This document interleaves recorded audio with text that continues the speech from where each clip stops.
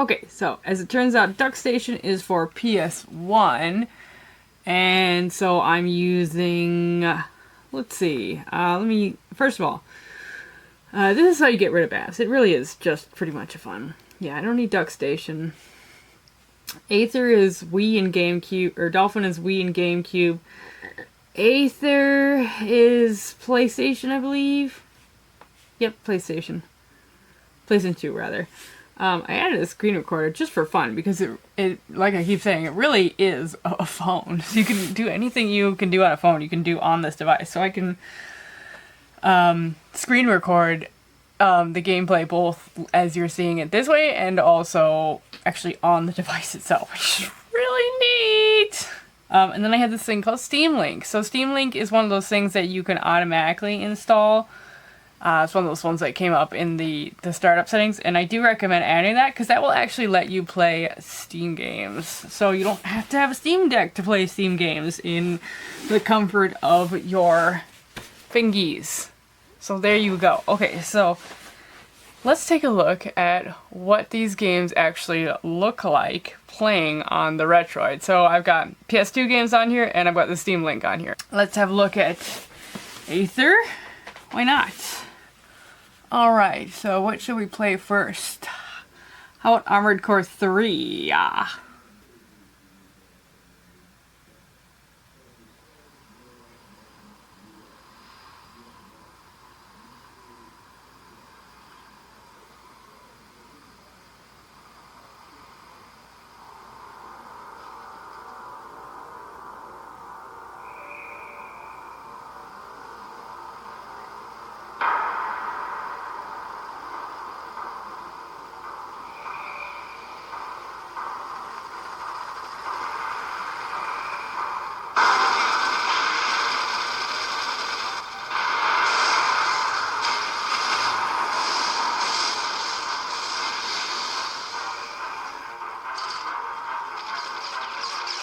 So yeah, isn't that just kind of cool even just to look at? Like, it's a PlayStation game, but handheld. It's insane.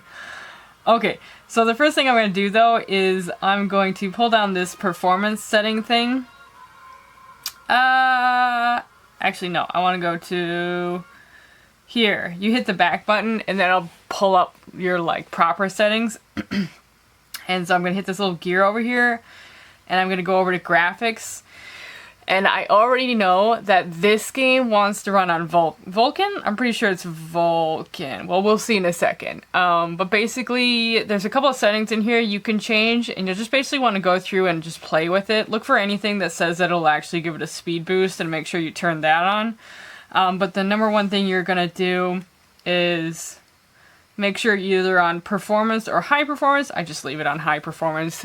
Some people think the fan is annoying, but when you got the sound up, you can't even really hear it, so it's not a problem. And then the GPU renderer, either software or Vulkan. So I'm pretty sure this one wants to be Vulkan, but I could be wrong. We will see immediately. Oop. We're nearly there. Okay, so I think it must have to be system. Let's see. No, it's graphics, rendering, software. Okay. There we go. And look at that. Now it's working fine. Oh, there's a target. Ugh.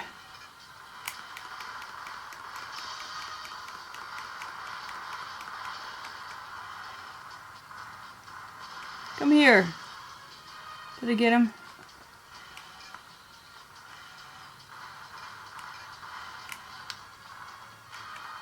Am I standing on him? Wait, hold still. There we go. Ugh.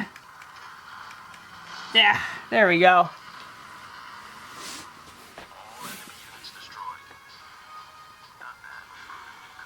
Thanks. So yeah, there you go. Armored Core is one of those ones that's usually pretty hard to run on a PC, and it's working just fine on the Retroid 4 Plus. Objective achieved! Okay, let's see what else we can do, huh? And what else is another weird one to run? Jak is another weird one to run. Okay, so same thing with this one. I wasn't sure. Let me see if it's running slow.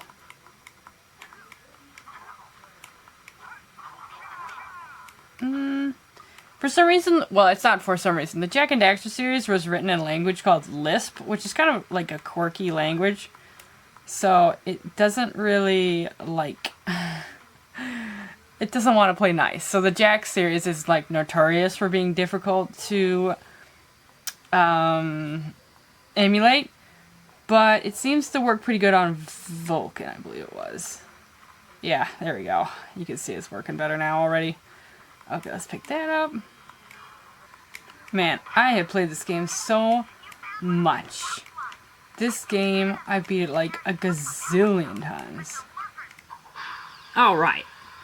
Well, before I get really stuck into this again, I'll just save the state there. I'll be coming back for you. Okay. Jak 3 is the one that I heard is sort of doesn't play nice.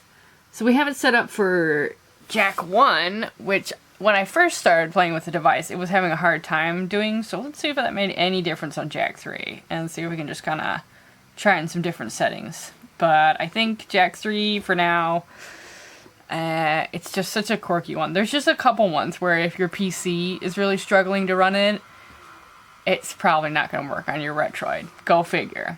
But that's still, most games work on it, and just the ones that even your PC can't do, it can't do. Makes sense. So it sounds like it's slightly slow. I'm just going to skip right in. And we'll take a look if it seems like it's lagging out, and then we'll do the same trick as before, where we switch it between the different GPU settings. Just take me to the part where I kick people into lava, please. Thank you. Yay, a thing! I like things! Glowy things! Everything looks good. I don't see any graphical errors. This is surprising. I really didn't think this would work, so... Oh, my recording stopped, so I guess that means it's time to move on to another game.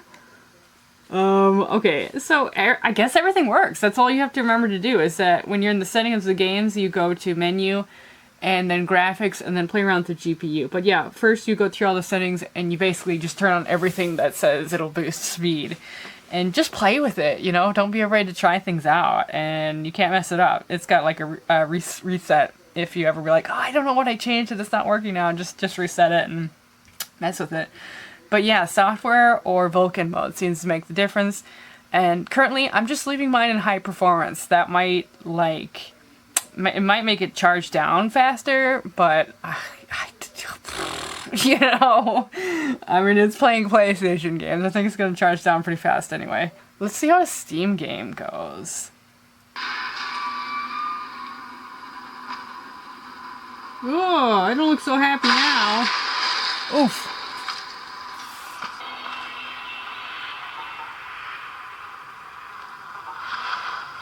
Ooh. Nice, I like that. Dragon Cell. Okay. Ooh, whoa, that broke easily. I am a thick man! How do I attack? Okay, I can jump backwards. Okay. And, oh, that's how I punch. Where's my sword? Okay, that's super weird. And there isn't like a strafe? No. So if you see it there, you're using it. Okay, remessage. Praise the sun. Well done. Will do. What the heck is that? That does not look like an undead dude. I'm just gonna say right now. Oh, by the way, it's working. In case you weren't sure, I'm running a Steam game on the Retroid 4, so I'm getting tangled up in this game now. Hang on. Hang on. There you have it, friends. The Retroid 4. I haven't tried the Retroid 3 or anything like that, but supposedly this is the first one to actually really be able to play the PS2. So, To me, this one is the most worth it. I know there's like a lot of these retro consoles, but if you're a PS2 fan or, you know, Xbox or GameCube or any of the more 3D kind of games, I would go for this device. I would really consider this one. And if you have an option of any of them, no matter which one you choose, even if, like, originally I bought this one, the Anbernic 353 PS, and I went for looks, but I didn't really realize the, like, how cool it is to have the Android running on it. You can get these that'll dual boot in Android. So this is kind of my standalone old games only device, which is great. I really love it for that it's basically offline. But if I had choose again, I would have gotten the one that looks like this one, the SNES version of the Anbernic with the Android added into it. But regardless, you can still do networking and such on this. But really, if you're looking for a PS2 or more advanced ones, go with the Retroid, because this thing is really impressive. It may not look as cool as the ones that look like a Game Boy, or like in this case, it looks like an NES controller. But for sheer power and affordability, this was $199, right? And so like a used older Steam with not a lot of memory in it is like about the same price for a used one. For a new one, it's about double that. And then for the really like fancy, really great, you know, one where they give you all the extra perks, if you buy it, that one's $600. So it's like 3 times the price of this. And this can play Steam games, and it can play all your old games. It can play all the old games and up to PS2. So there you go. This one is amazing. It just came out and it is great, and I highly recommend it. And I'm going to have a blast playing through a lot of games that I haven't played in a long time and I dearly missed because I didn't want to get tangled up in cords. And also, I'm going to have fun recording some games that I didn't think I'd really ever have time to record because it's right here in my hands and I can just turn on my screen recorder. So there. It's amazing. Anyway, thank you for watching, and yeah, stick around. I'm going to do a lot more cool retro gaming stuff and more gaming stuff in general. I have a lot of cool news to tell you about what I've actually been up to in the gazillion years since I last posted. So, yeah. Anyway, have a great rest of your week, my friend. Have a great day, and be safe and well.